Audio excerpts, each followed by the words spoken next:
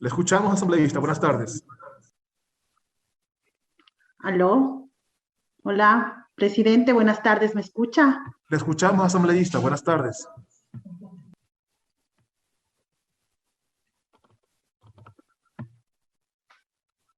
Buenas tardes, colegas asambleístas, ciudadanía que nos sigue a través de los medios legislativos. Quiero empezar uniéndome con las palabras de sentir hacia el fallecimiento tanto del padre de nuestra querida compañera Liliana Durán y la madre del presidente de la Comisión de Salud a la cual pertenezco, doctor William Garzón. Mis más sentidas condolencias, resignación, fortaleza y fuerza en estos momentos difíciles. De la misma manera, a toda la ciudadanía que en estos momentos pues está velando a un ser querido por falta de atención médica, por falta de vacunas y por estas políticas indolentes del gobierno que ya fenece, afortunadamente, y esperemos que venga el nuevo pues a cumplir con su deber con la ciudadanía. Estimados compañeros, he escuchado las intervenciones de cada uno de ustedes, pues me llama la atención la intervención de el asambleísta Ron, entre otros, y empiezo aclarando que la Revolución Ciudadana ha sostenido la dolarización, utilizando principalmente tres estrategias macroeconómicas que son: la primera, el sostenimiento de la masa monetaria, que se obtiene impidiendo la salida de dólares del país, y de ahí el impuesto que lleva ese mismo nombre, impuesto a la salida de divisas, así como las barreras arancelarias a productos suntuarios o que afectan a nuestro sistema productivo interno, equilibrando de este modo las balanzas comerciales y de pagos. Solo con dólares en los bolsillos de todos los ecuatorianos se puede sostener la dolarización, y eso es una realidad, no es un discurso. Hay una diferencia abismal entre decir y hacer, pues mientras la banca y otras élites dicen querer sostener la dolarización, pero sacan su dinero del país, ¿qué es lo que realmente pone en riesgo la dolarización? Pero a eso me referiré más adelante. La segunda estrategia macroeconómica que efectuó la Revolución Ciudadana fue la redistribución de la riqueza. Cualquier Estado nacional tiene como característica básica ser un redistribuidor natural de la riqueza del país, pues los impuestos que recauda de los ciudadanos que se comprometen con el desarrollo del país son distribuidos en sueldos, salarios, adquisición de insumos y servicios que proveen de salud, educación y seguridad a la ciudadanía entera. Se me viene a la mente aquellos videos de los discursos grabados de uno de los presidentes ejemplares de nuestro país, como es el ya fallecido Jaime Roldós Aguilera, quien en sus discursos elocuentes manifestaba precisamente: hay un grupo de empresarios honestos y comprometidos con el desarrollo de nuestra nación, con quien me honro en trabajar, pero hay otro grupo que ve al Estado como instrumento para enriquecerse vía política pública, a quienes se les debe detener en el avance de su codicia. Palabras tristemente vigentes desde aquel entonces, en donde se encuentra en conflicto que como grupo político la Revolución Ciudadana ha tenido que afrontar estos 4 años. Y la tercera estratégica macroeconómica que se efectuó es la aceleración del consumo a través de garantizar el empleo y de la fijación de sueldos dignos, donde la remuneración básica unificada pasó de $170 en el año 2007 a $366 en el año 2016, con procesos inflacionarios mínimos que permitieron el incremento en el consumo y por ende el trabajo. En otras palabras, personas que por su nivel de experticia en diferentes áreas del trabajo público, como fueron los médicos especialistas, para el año 2016 alcanzaron un sueldo aproximado de $1,676. Por ejemplo, ellos podían en ese entonces, pues endeudarse y adquirir una casa digna, un departamento digno, activando así todo el sector de la construcción, que es uno de los que más empleos genera. Por eso, insisto, las empresas se activan frente a las necesidades del consumo. Ahora, en el gobierno del señor Moreno, fueron eliminadas estas 3 estrategias de sostenimiento de la dolarización, pues se bajaron los impuestos, concentrando la riqueza en pocas manos, especialmente en el sector especulativo financiero, con la mal llamada ley de apoyo humanitario. Se bajaron los sueldos, disminuyendo la velocidad de circulación del dinero, y el discurso del Estado obeso no hace otra cosa que despedir indiscriminadamente a funcionarios públicos. Por ende, se destruye la capacidad de consumo y no se genera empleo, solo deuda, acumulación de capital en pocas manos y salida del dinero del país que pone en riesgo la dolarización. Lo extraño es que este cambio de estrategia de sostenimiento de la dolarización ya lleva 4 años, asambleístas y ciudadanía, habiendo perdido como plan de gobierno en estas elecciones del 2017, justamente como propuesta del que en su tiempo era candidato el señor Lasso, hoy presidente electo. Pueden ratificar o verificar el argumento, si bien la historia de las votaciones de esta Casa Legislativa así constan en las actas, donde las leyes a las que hago referencia se califican con los votos de la bancada de Creo, en teoría, opositores al señor Moreno, lo que en la práctica son lo mismo. A este cambio de estrategia es lo que en nuestra bancada se llama traición, y lo único que ha logrado hasta ahora es inducir a una crisis sistemática que ha beneficiado al sector de la banca, pues durante la pandemia, no solo que todos quedamos endeudados, sino que adicionalmente, en el proceso de renegociación de créditos, nuestros montos de pago final, en el mejor de los casos, ha subido en un 30% y en otros, queridos compañeros, sobrepasan el 50%.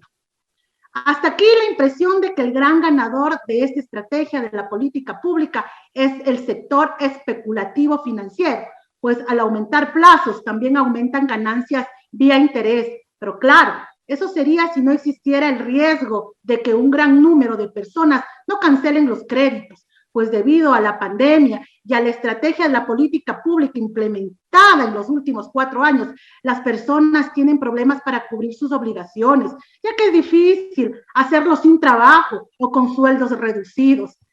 Pero tranquilos, para eso hay la ley de la defensa de la dolarización, el gran invento cuántico que hace que las reservas de libre disponibilidad garanticen los depósitos de los cuentaahorristas en lugar del capital del dueño del banco.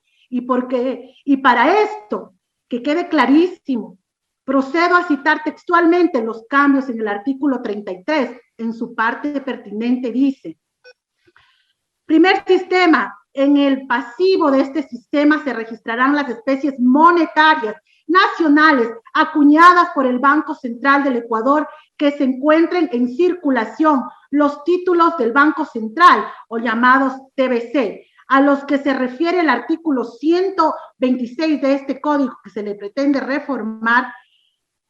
Cualquier otra obligación directa con el público y los depósitos de las otras sociedades de depósito que comprenden bancos privados, mutualistas, cooperativas de ahorro y crédito, bancos públicos con depósitos a la vista. Estos pasivos deben ser cubiertos en un 100% con los activos de reserva internacional.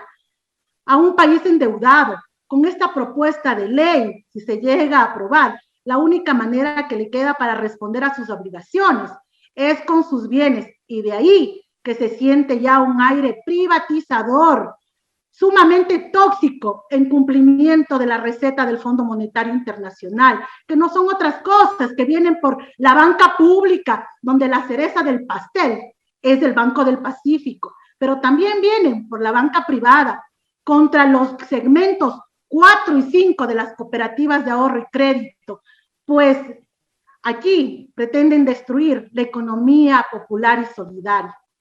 Siempre me parecen contradictorios los discursos de la derecha oligarca de nuestro Ecuador, que dice defender el emprendimiento, pero ya en el poder lo único que hace es monopolizar el mercado y especular. Y si para eso es necesario quebrar pequeñas empresas, lo hace sin remordimiento alguno. Adicionalmente, llama mucho la atención que un país dolarizado y en un proyecto de ley que dice defender la dolarización, se hable de una ley que contradice su título, defensa de la dolarización. La dolarización depende del flujo de dólares que ingresan y salen del país, sea esto en manera positiva. Esta ley anula instrumentos para que se regule la cantidad de dólares que los bancos deben mantener en el Ecuador. Asimismo, anula la regulación sobre los dólares que deben ingresar al país por concepto de exportaciones. Esta ley busca la liberación de la regulación sobre las tasas de interés y las comisiones que los bancos cobran a los ciudadanos. Cuando, por ejemplo, nos cobran por imprimir un pequeño papel con el estado de la cuenta de uno, girar un cheque o hacer una transferencia. Es la ley de defensa de los privilegios de la banca privada. Así es como realmente debería llamarse este proyecto perverso para el país. Esta ley prohíbe los créditos del Banco Central del Ecuador al sector público, pero permite los préstamos, ahí sí, a la banca privada. Esto fue el origen del salvataje bancario en los años 90. La Junta Monetaria aprobó créditos para la banca privada que jamás fueron recuperados y nos costaron la moneda nacional. Inconsistencias hay por todas partes y al tratar de aprobar este desastre de proyecto de ley en el gobierno de Moreno, considero que tiene más que ver con el ciudadano de la imagen o con el cuidado, de la imagen del señor Guillermo Lasso, que con la inmediata necesidad para el país, pues ya lo tiene y en realidad esta es su ley. O veamos si la bancada de Creo hoy vota en contra de esta propuesta o la impulsa. Adicionalmente, el tiempo, así como las actas de esta Casa Legislativa, también demostrarán si cambia o no la estrategia de gobierno implementada durante estos 4 últimos años, que para decir, en mi criterio, sería muy importante que no siga los mismos pasos de este gobierno que ya fenece. Como dije, esta ley solo asegura intereses económicos de un grupo específico de banqueros que quieren apoderarse del corazón financiero del país, privatizando el Banco Central, y eso violenta el artículo 303 de la Constitución, que en su parte pertinente establece la formulación de las políticas monetaria, crediticia, cambiaria y financiera. Es facultad exclusiva de la función ejecutiva y se instrumentará a través del Banco Central. Por lo tanto, la función ejecutiva es la parte constitutiva del Estado, así como el Ministerio de Finanzas es el instrumento para aplicar la política fiscal, por lo que sería ilegal tener un cuerpo colegiado ajeno al Ejecutivo para, con ello, pues, buscar aún más, tener que liderar lo Asambleísta que Wamba, por favor, le pido vaya concluyendo su intervención. Por favor. Y peor aún, con una desfachatez, el que los representantes del Ejecutivo, a la Junta, que tenga voz y no voto. Por favor, un poquito de coherencia y respeto al patrimonio de los ecuatorianos. Ley que también contradice el artículo 232 de la Constitución, que prohíbe que los órganos de regulación, como lo sería la Junta de Política Monetaria, se integre por los representantes a ser regulados, en este caso los banqueros. Y para concluir, presidente, gracias por estos minutos, la normativa es claramente inconstitucional, pero sobre todo de malas entrañas en todo su contexto, y en este sentido no puedo estar de acuerdo con un documento que coloca de garantes de los depósitos de los ahorristas a los ciudadanos, que da la impresión de ser un instrumento de desdolarización más que de protección de la dolarización, y que entrega en bandeja de plata la economía nacional en manos de los especuladores financieros. Por lo tanto, en defensa de la economía del Estado ecuatoriano y por el bienestar del mismo, este proyecto de ley no debe ser aprobado, más aún cuando estamos a pocos días de que se termine este periodo legislativo y así casi a un mes de que se termine el peor gobierno de la historia, Por esa razón, pido por el pueblo ecuatoriano el archivo de esta desastrosa propuesta de ley, y quienes lo aprueben deberán ser declarados como traidores de la patria. Gracias, presidente y ciudadanía. Esa era la intervención del asambleísta por Pichincha, Nancy Wamba. Asambleísta, buenas tardes. Y ahora mismo el presidente encargado de dirigir esta sesión, el primer vicepresidente de la Asamblea Nacional, otorga el uso de la palabra al asambleísta Henry Cucalón. Colegas legisladores, muy buenas tardes.